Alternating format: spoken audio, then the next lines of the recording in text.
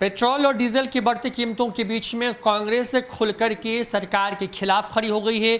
साफ कहना है कि किसानों को लेकर के या फिर जो आम लोग हैं उनके हितों का ध्यान सरकार नहीं रख रही है।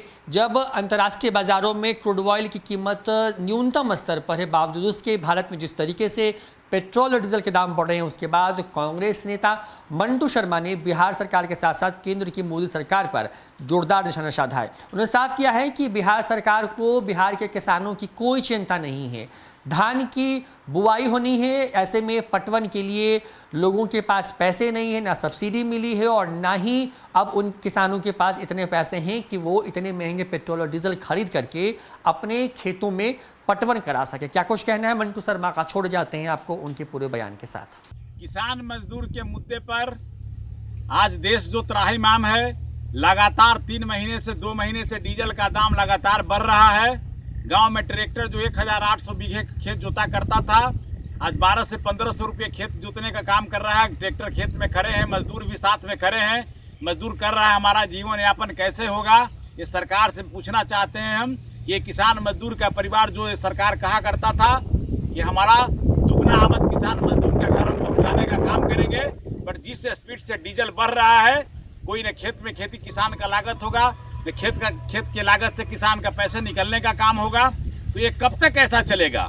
जो स्थिति है इस देश प्रदेश का, जब डीजल का दाम जिस समय आज जो स्थिति, लॉकडाउन के समय में ऐसे ही कोरोना से लोग मर रहा है, लॉकडाउन की स्थिति में हर कहीं किसी मजदूर को काम नहीं मिल पा रहा है, किसान लोग भी त्राहिमाम है। इस त्राहिमाम को दूर कैसे सरकार करेगा? जो स्थिति आज के डेट में, जैसे ही अभी धान रोपण की सीजन चल रहा है, इस धान रोपण में डीजल जिस तरह से महंगे हो रहे हैं, मोड़ी बिछड़े का पटवन अभी तक नहीं हो पाया, मोड़ी का अनुदान कोई अनुदान अभी तक नहीं आ पाया सरकार की तरफ से।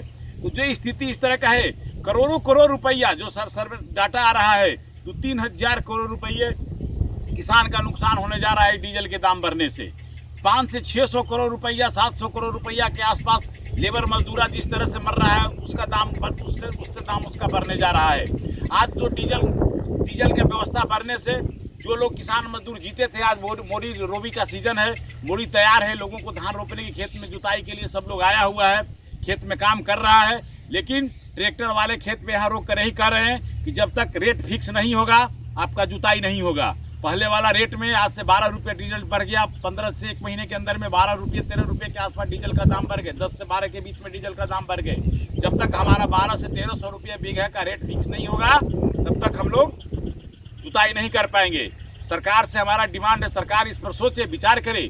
किसान जिस देश प्रदेश का किसान मजदूर अगर खुशहाल नहीं होगा, गांव कस्बे में 70 से 80% रहने वाला आबादी आज भी ये किसान मजदूर परिवार का लोग है, जो इसी से जीवन चलाकर अपने जीवन संपन्न करने का काम करता है, बाल बच्चे और परिवार को चलाने का काम करता है। लेकिन जो आज सिचुएशन है, इस सिचुएशन में अब नहीं लगता कि कोई जी सकता है। इधर प्रकृति का मार कोरोना से मर रहा है, इधर सरकार के दोहरी नीतिकरण और रवैये से मर रहा है। और जैसे डीजल बढ़ रहा है, सभी दाम अगर उसी तरह से अनाज का भी दाम बढ़े तो किसान जी सकता है, मजदूर जी सकता है। लेकिन जो आज परिवेश है, तो भगवान की कृपा है जो थोड़ा बहुत बारिश हो रहा है अभी इस मौसम में आने से किसान मजदूर को खुशहाली था।